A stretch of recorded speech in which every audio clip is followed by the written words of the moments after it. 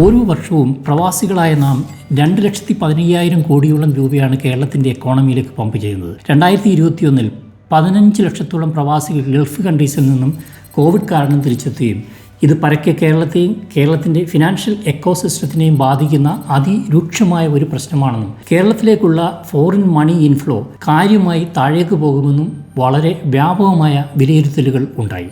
എന്നാൽ 4 വർഷങ്ങൾക്ക് ശേഷം എന്താണ് യഥാർത്ഥത്തിൽ സംഭവിച്ചതെന്ന് നോക്കാം. 2019 1 ലക്ഷം കോടിയിൽ താഴെയുള്ള റെമിറ്റൻസ് ലെവലിൽ നിന്നും 2024 എത്തുമ്പോൾ 2.19 ലക്ഷം കോടിയിലേക്കുള്ള കുതിച്ചുകയറ്റമാണ് കാണാൻ കഴിയുന്നത്. എല്ലാ ക്രൈസിസുകളെയും മറികടന്ന് കേരളത്തിൻ്റെ ശക്തമായ ഫിനാൻഷ്യൽ ബാക്ക് ബോണായി പ്രവാസി സമൂഹം മാറി എന്നുള്ളതാണ്.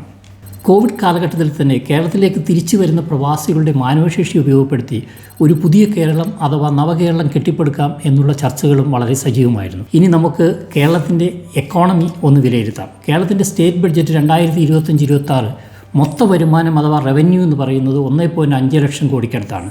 ഇതേ വർഷത്തെ തന്നെ എക്സ്പെൻസസ് അതായത് ഗവൺമെൻറ് ചെലവുകൾ 2 ലക്ഷം കോടിയുമാണ്. അപ്പോഴും ഗവൺമെൻറ് നിത്യനിദാന ചെലവുകൾ കഴിഞ്ഞു പോകണമെങ്കിൽ 45,000 കോടി രൂപയോളം കടമായോ സെൻട്രൽ ഗവൺമെൻറ് ലോണായോ ലഭിക്കേണ്ടതുണ്ട്. നമ്മുടെ സ്റ്റേറ്റ് ബഡ്ജറ്റ് റവന്യൂ പ്രവാസികളുടെ റെമിറ്റൻസിനേക്കാൾ 65,000 കോടിയോളം താഴെയാണെന്നുള്ള കാര്യം പ്രത്യേകം ശ്രദ്ധിക്കുക. വളരെ സിമ്പിളായി പറഞ്ഞാൽ കേരള ഗവൺമെൻറ്റിന് റവന്യൂ ആയി 10 രൂപ ലഭിക്കുമ്പോൾ അതിൽ 7 രൂപയും സാലറിയും പെൻഷനും ഇൻട്രസ്റ്റ് റീപേയ്മെൻറ്റുമായി ചിലവായി പോകുന്നു എന്നുള്ളതാണ്. നവകേരളം കെട്ടിപ്പടുക്കുവാനും തിരിച്ചു വരുന്ന പ്രവാസികളെയും തൊഴിൽ രഹിതരായ പുതിയ തലമുറയും എംപവർ ചെയ്യാനും നമ്മുടെ ഗവൺമെൻറ്റിന് എന്തെങ്കിലും ചെയ്യാൻ കഴിയുമെന്ന് നിങ്ങൾക്ക് തോന്നുന്നുണ്ടോ? ഓരോ വർഷങ്ങൾ കഴിയുമ്പോഴും കടബാധ്യതയും ആശാവഹമല്ലാത്ത വളർച്ചാ നിരക്കും വ്യക്തമായ പ്ലാനിങ്ങും ഇല്ലാതെ പോകുന്ന മാറി മാറി വരുന്ന ഓരോ ഗവൺമെൻറ്റിനെയും മാനേജ് ചെയ്യുന്നതിന് എന്തെല്ലാം ഗവൺമെൻറ് മെക്കാനിസവും ഹൈറാർക്കി സംവിധാനങ്ങളുമാണ് നമുക്കുള്ളതെന്ന് നോക്കാം. ഇനി പറയുന്ന കാര്യങ്ങൾ അക്ഷരാർത്ഥത്തിൽ നിങ്ങളെ അത്ഭുതപ്പെടുത്തും.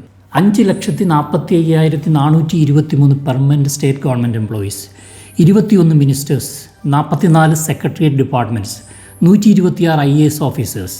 എന്നാൽ 2.19 ലക്ഷം കോടി രൂപ അയക്കുന്ന പ്രവാസി മലയാളികളോട് എത്രമാത്രം നിർഭാഗ്യകരമായ അനാസ്ഥയാണ് ഗവൺമെൻറ് കാണിക്കുന്നതെന്ന് നോക്കാം. പ്രവാസി മലയാളികൾക്കായി ഫുൾ ടൈം ഡെഡിക്കേറ്റഡ് ആയിട്ടുള്ള ഒരു മിനിസ്റ്ററോ ഒരു ഡിപ്പാർട്ട്മെൻറ്റോ ഇല്ല. നമുക്ക് പേരിന് വേണ്ടി ഒരു നോർക്ക സർവീസ് ഉണ്ടെന്നുള്ള കാര്യം വിസ്മരിക്കുന്നുമില്ല. നോർക്കയുടെ കണക്കെടുത്താൽ ഓരോ വർഷവും 2 ലക്ഷം കോടിയിൽ മുകളിൽ കേരളത്തിൻ്റെ എക്കോണമിയിലേക്ക് കോൺട്രിബ്യൂട്ട് ചെയ്യുന്ന NRK കമ്മ്യൂണിറ്റിയുടെ വെൽഫെയറിന് വേണ്ടി തുച്ഛമായ 117 കോടി രൂപ മാത്രമാണ് നീക്കിവെക്കുന്നത്. അതിൻ്റെയും 80% മാത്രമേ യൂട്ടിലൈസ് ചെയ്യുന്നുള്ളൂ എന്നുള്ളതാണ്. ഇത് പ്രവാസി സമൂഹത്തോടുള്ള വ്യക്തമായ അവഗണനയും അതേസമയം തന്നെ പ്രവാസികളായ നമ്മൾ ചോദ്യം ചെയ്യപ്പെടേണ്ട ഒരു കാര്യമായിട്ടും നിങ്ങൾക്ക് തോന്നുന്നില്ലേ? NRK നാവിഗേറ്റർ എന്ന ഈ മൂവ്മെൻറ്റ് പ്രവാസികളുടെ അവകാശങ്ങളെക്കുറിച്ച് പ്രവാസികളെ തന്നെ ബോധവാന്മാരാക്കാനുള്ള ഒരു വലിയ ശ്രമത്തിൻ്റെ ഭാഗമാണ്. NRK നാവിഗേറ്റർ എന്ന ഈ പ്ലാറ്റ്ഫോമിലേക്ക് പ്രവാസികളായ നിങ്ങളുടെ ഓരോരുത്തരുടെയും ക്രിയാത്മകമായ അഭിപ്രായങ്ങൾ കേൾക്കുവാൻ ഞങ്ങൾ ആഗ്രഹിക്കുന്നു. Please comment and share to your fellow NRKs.